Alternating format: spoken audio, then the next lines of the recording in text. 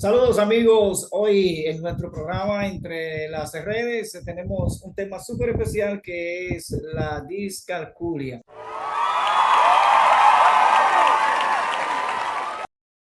Gracias, colega, por la invitación.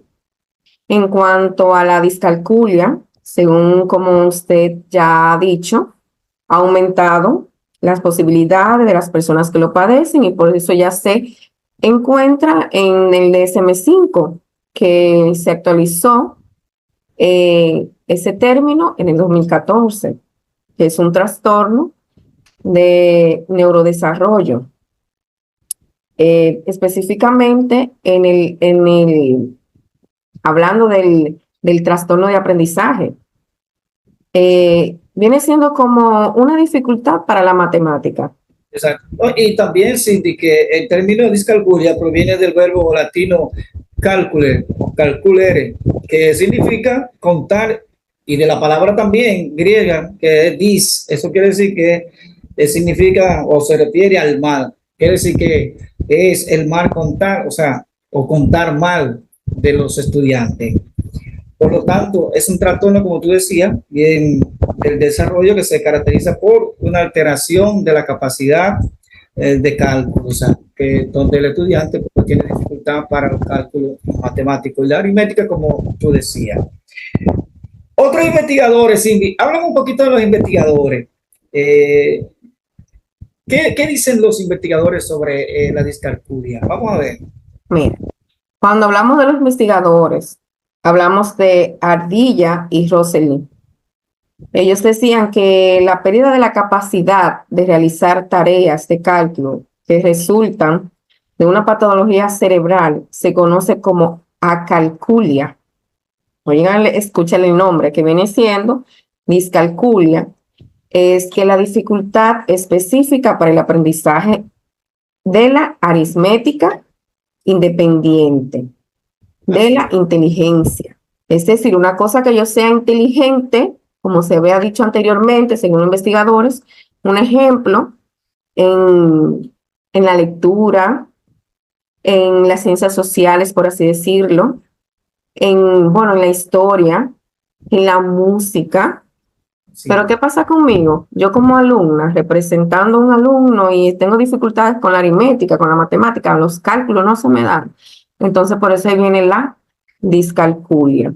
Sí. Y también tenemos a Rosselli también dice que en el 2011, Rosselli y Matute, que la discalculia es un trastorno de aprendizaje que se caracteriza por una dificultad para asimilar y recordar datos numéricos. Es decir, cuando vemos a esas personas que te dicen, yo soy buena en todo, pero soy malísima en las fechas. Ya ahora, con esta nueva actualidad, se conoce que puede ser un trastorno. Así es. Para establecer que un niño padezca discalculia o el trastorno, ¿verdad? Como le dicen, ¿cómo nosotros podemos, Cindy, establecer que un niño tiene discalculia? Por ejemplo, debe cumplir algunos parámetros, ¿verdad?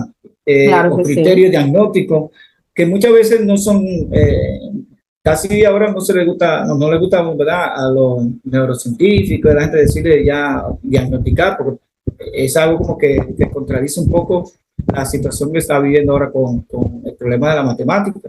Entonces, hay unos criterios, unos parámetros. ¿Cómo podemos nosotros ver que un niño tenga discalculia? Tú sabes que el DSM-5 para ya considerarse como un trastorno tiene que cumplir 5 características, cualquier trastorno que se encuentre dentro de DSM-5. Y uno de ellos son que sentido de los números, memorización de operaciones aritméticas, cálculo correcto o fluido, razonamiento matemático correcto. Un ejemplo, tiene que cumplir estos 4 criterios del diagnóstico fundamentándose en una síntesis clínica de historial psicológico del individuo.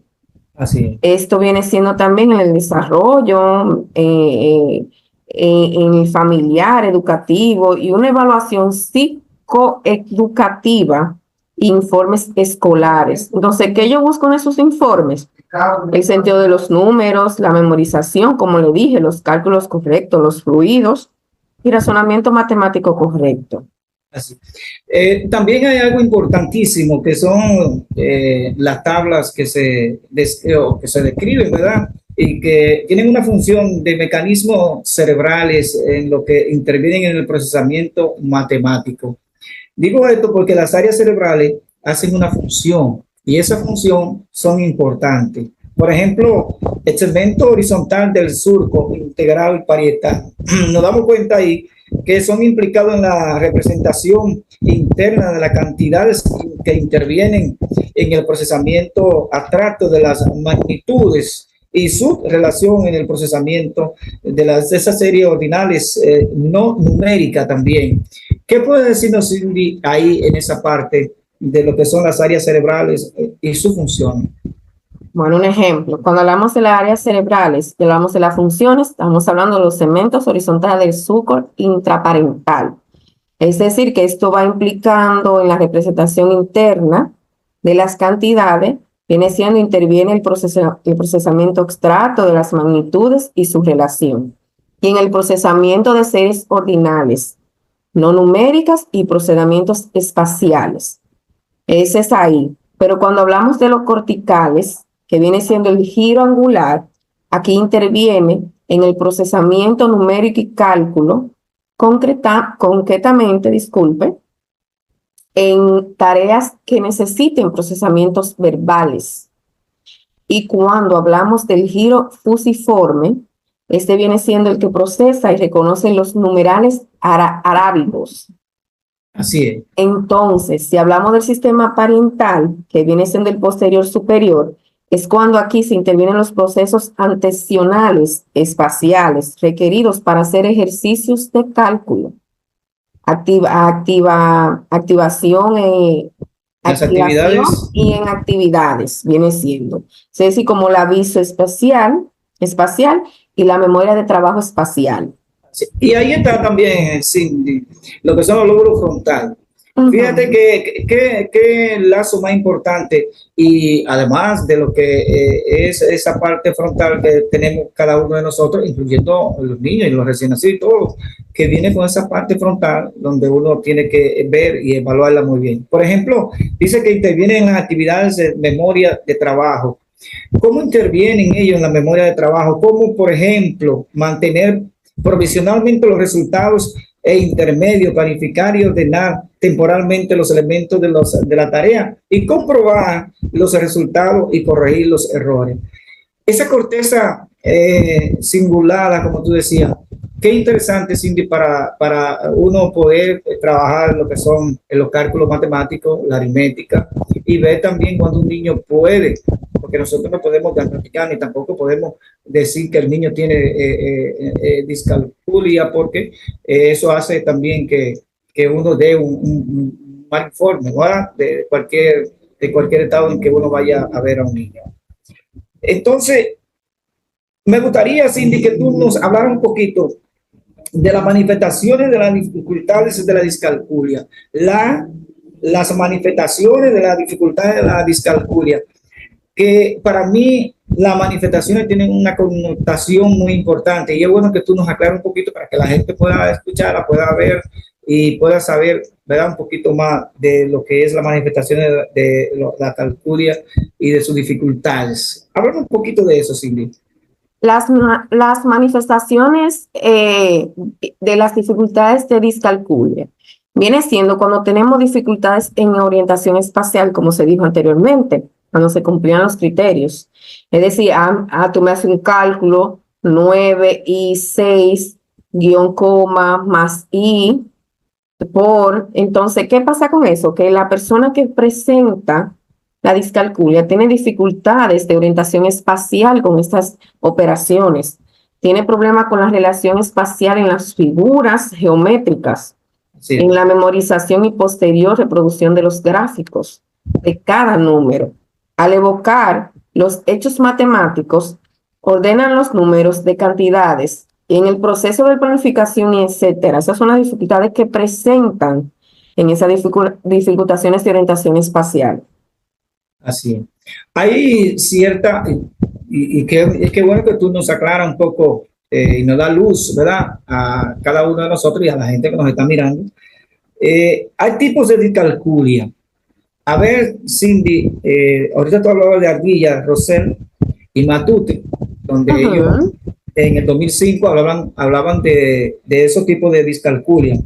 Por ejemplo, tú tienes algunas, ¿verdad? Algunos tipos ahí. Qué bueno que nos la menciones, que nos diga cuáles son esos tipos de discalculia. Mira, tú sabes que las tipologías de la discalculia fue adaptado por Coser, que se escribe en 1974. Y él indicaba que existía la verbal, la protagonista, la léxica, la gráfica, la ideonóstica y la operacional. Un ejemplo, vamos a nombrarte una, la verbal. Exacto. Esto es cuando nombra cantidades, números, términos, símbolos y relaciones. Si hablamos de la léxica, hablamos de la lectura de símbolos matemáticos. Hay personas que no te leen una cifra, no se la aprenden por más herramienta que tú consigas o le busques para que se aprenda una cifra sencilla, como la de que hablamos cuando hablamos de la dificultad de la discalculia, cuando hablamos de la orientación especial, que tienen fórmulas, no se la aprenden, no la saben decir, no la saben escribir y mucho menos la saben pronunciar, aunque las tengan. Y no será así porque a aumentar el volumen, por ejemplo, o la parte ya de la columna, por ejemplo, o como gráfica, ¿no será que por la cantidad o cuando se disminuye, que ellos tienen dificultad de ahí para contar, para poder ellos memorizar también esa cantidad? Por ejemplo, si hacen una suma, si tiene 3 columnas, parece que se les dificulta. O si es una resta, o si es una multiplicación, cuando tú se la pones un poquito, decimos nosotros los dominicanos, un poquito como medio difícil. Mira qué sucede. No es que no la puedan hacer, sí lo van a hacer. Lo que pasa es que a presentar esta dificultad o este inconveniente, como se le puso el nombre de discalculia, se le busca herramientas que ellos puedan sí hacerlo, sí aprenderlo y no tener esa dificultad para memorizarse una fecha, para aprenderse signos e incluso para realizar las operaciones. Es decir, yo, Juan, no le voy a enseñar un ejemplo de la raíz cuadrada como le voy a enseñar a Carlos que tiene discalculia. Yo a Carlos lo que le puedo poner operaciones, ponerla de mucho o ponerla de diferente, más básica, un poquito más sencilla y le voy dando poquito a poquito para que ese alumno, ese niño o esa persona que tenga esa manifestación lo pueda aprender y lo pueda realizar. Exacto. Perfecto. Tú sabes que en 1974, Cos, que ya tú lo mencionabas, propuso el término de discalculia por primera vez. Y dice también que definió la discalculia como un trastorno diferenciado de otras alteraciones matemáticas, destacando entonces su irradiabilidad y o afección congénita. O sea que él la veía también que era congénita el asunto de tener ese trastorno de discalculia. Pero aún más, dice, además de la afección, dice, congénita, del sustrato cerebral, o sea, que venía entonces del cerebro. ¿Tú piensas que viene del cerebro y que puede ser congénita?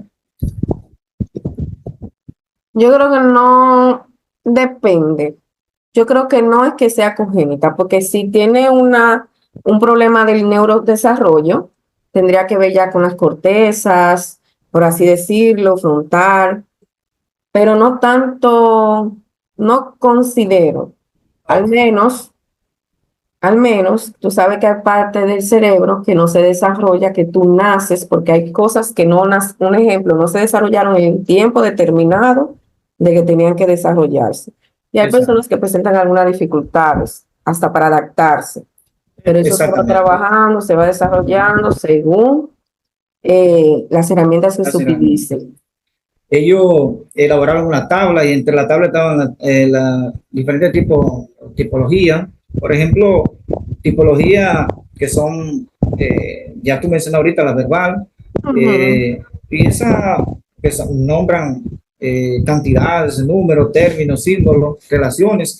O sea, toda esa tipología que ellos formulaban, parece ser también que si tú haces un recuento y todos hacen un recuento, se van a dar cuenta que esos científicos comenzaban desde el 2012 y llegaban al 2010, 2009, 2010, 2013, 2014, 2015, hasta llegar al DSM-5 y la Asociación Americana de Psicología.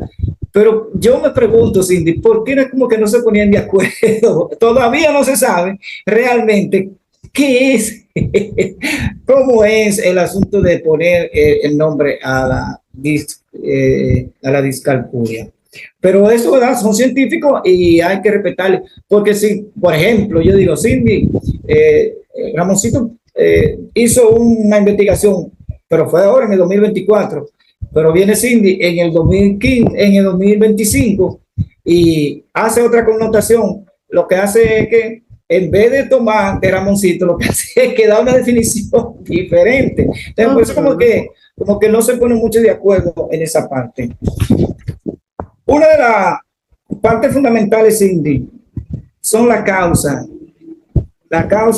de la discalculia.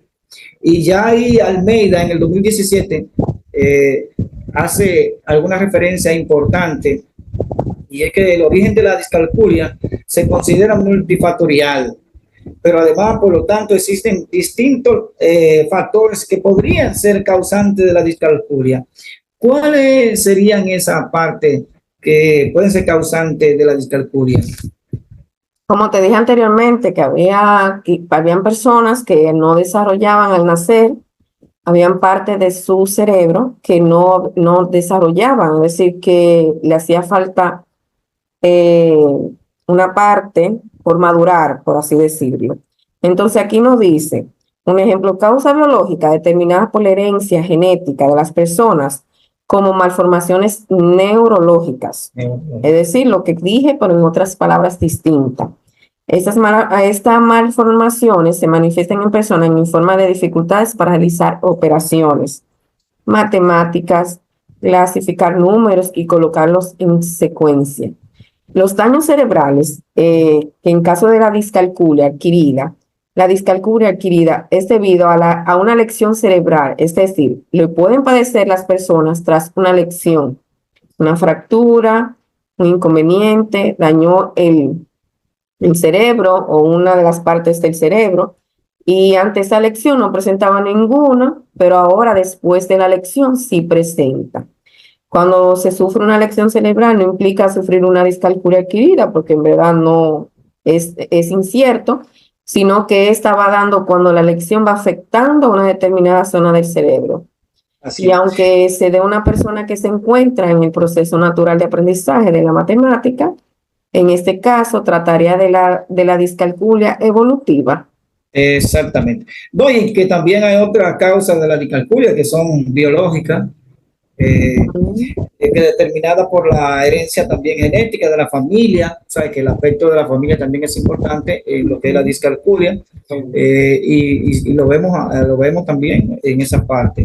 Daños, ya tú lo decías, daños cerebrales, que pueden padecer también las personas tras una lesión. Eso es importante que la gente lo sepa y que tú lo has dicho excelente, y que en tu papel de psicóloga, pues es bueno que uno lo vea, ¿verdad? Lo estudie, indague sobre eso, sobre la discalculia, porque estaba viendo, Cindy, por ejemplo, nosotros que trabajamos en centros educativos, vemos que aunque uno no quiera, tiene que verlo. O sea, hay situaciones cuando tú llegas, por ejemplo, a la primaria, de niños de 5, 6, vamos a poner de 6 a 8 años, tú te vas a dar cuenta cuando la profesora está dándole clase y tú te pones a observarlo y ves realmente quién puede tener una posibilidad, porque nosotros no vamos a decir que tienen, sino una posibilidad de ver si puede llegar a tener una discalculia en algún futuro.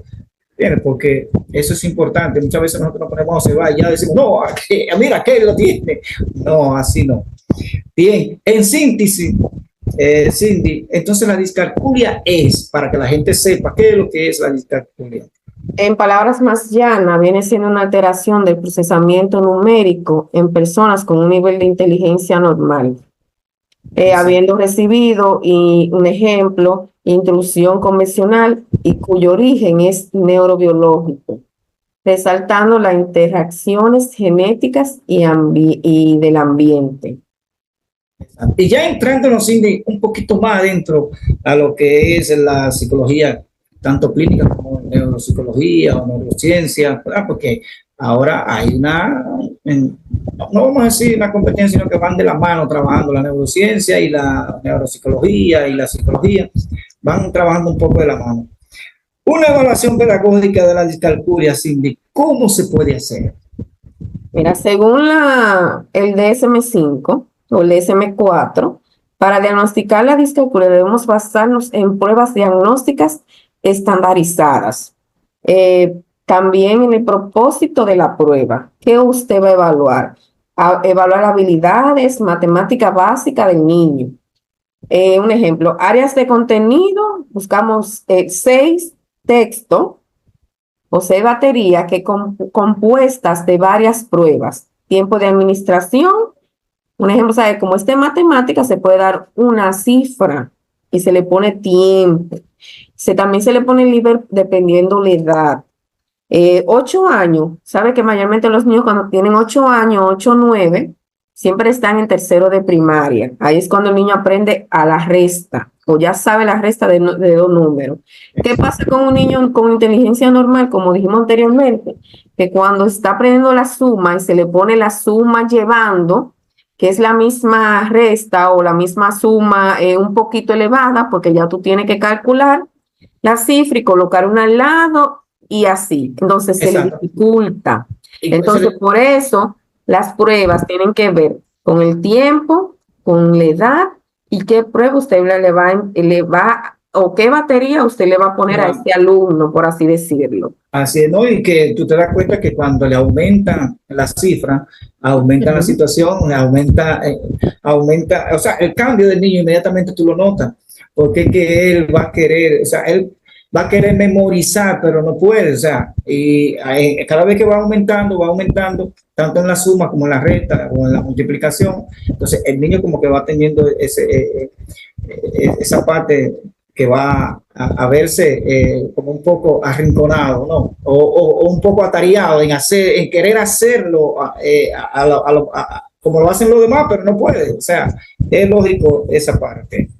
Bien, pues Cindy, háblanos un poquito o dando una sugerencia que nosotros podamos pues arrojar luz, ¿verdad? A la gente, a los niños, a toda aquella persona que pueda ver este video y nosotros pues tener la certeza de que realmente una sugerencia tuya nos sirva de plataforma para nosotros poder orientar a otra persona.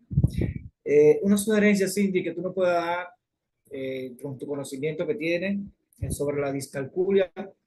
A ver, Cindy, ¿cuál es la sugerencia que tú le das a ese pueblo?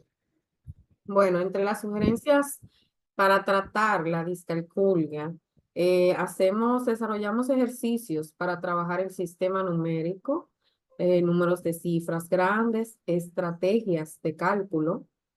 Eh, es decir, si yo voy a trabajar con un niño, como dije anteriormente, la suma, y el niño tiene dificultad para llevar o trabajar la suma llevando o la resta llevando, por así decirlo, busco la forma o de poner los números grandes o poner de cifra de dos en dos o trabajar con... Hay varios sistemas para poder trabajar Así eso, mismo. para elaborar esos ejercicios.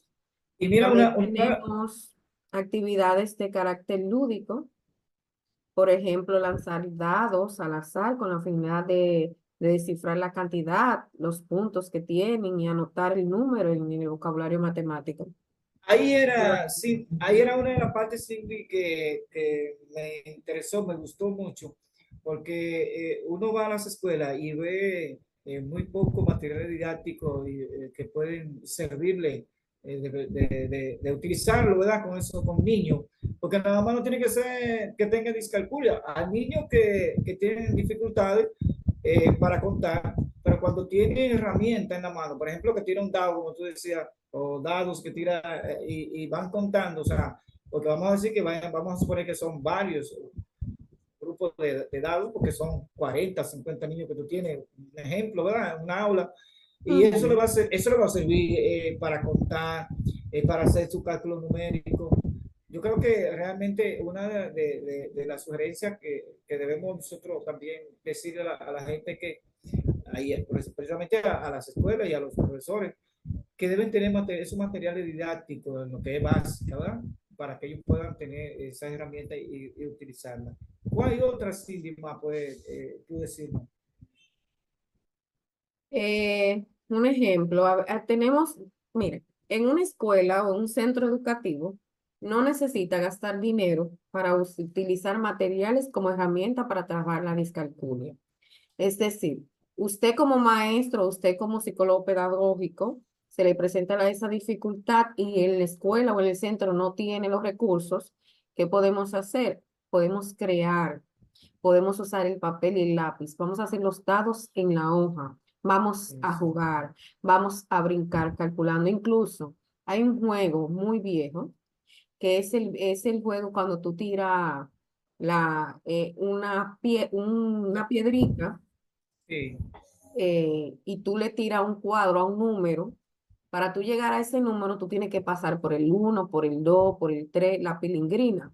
la peregrina, sí, Peregrina, la perdón. peregrina, Eso sí. es una forma de aprender jugando dependiendo la edad. Si estoy trabajando con un curso de tercero de primaria y tengo un niño que me tiene dificultad para aprenderse los números, él los reconoce, pero el léxico está muy flojo, puedo trabajar jugando con eso. Es decir, no hay necesidad de tener tantos recursos, pero sí tener un ejemplo, el conocimiento y usar como uno dice, la imaginación Y la y trabajar creatividad, con los niños, esas actividades se van desarrollando, aprenden jugando, un niño de 8 o 9 años ya se me aprendió los números. ¿Por qué? Porque usé esa metodología jugando y ya el exacto. niño me aprendió. Esa es una de las herramientas Y, importantes. y acuérdate que eh, los mayores, los abuelos, tú veías que ellos jugaban a la peregrina como si fuéramos, como si fueran niños, porque ellos Ujú. querían, o sea, se divertían, o sea, tanto con las hembras como con los varones, y ellos se metían, iban brincando y contando, o sea, realmente era fabuloso en aquella época. Sugerencias, Cindy, para prevenirla. ¿Cómo podemos prevenir la discalculia? Mira, eh, la sugerencia sería, un ejemplo, vamos a construir una base sólida en la adquisición y el desarrollo del aprendizaje de cálculo. Manteniendo estrategias de aprendizaje, como la dije anteriormente. eh, si un niño no me evoluciona, no me aprende, no capta, yo trabajando en la discalculia, ¿qué hago? Cambio mi herramienta, voy a su entorno, como dije cuando se le dan la batería, que hay que ver el grado, la edad, incluso para trabajar el tiempo. Solamente con la observación sé qué herramienta utilizo. Exactamente. Corregir los errores que los alumnos cometen en cuanto al vocabulario matemático. Eh, es solamente de secuencias, repeticiones, repeticiones, repeticiones. Vuelvo y repito, el niño aprende jugando. ¿Qué hago? Vamos a hacer todas las actividades en cuanto a numérico. Aprende jugando, no se está dando ni cuenta que está aprendiendo y se divierte. Bueno, señores, interesante este tema importante que es la discalculia y más desarrollada así por nuestra licenciada Cindy Domínguez, Ramosito Torres, un video súper especial para que todos podamos disfrutarlo. Así que bendiciones, Cindy, gracias por estar en este video y compartirlo conmigo también en nuestro programa Entre las Redes. Así que, Cindy, gracias, colega.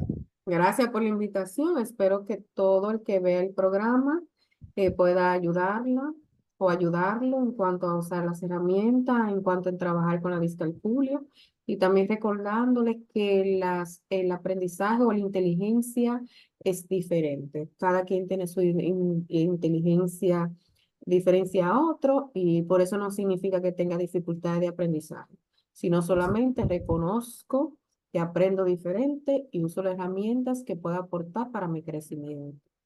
Así, así que a trabajar porque tenemos mucho que hacer. Gracias, colega. Buenas noches.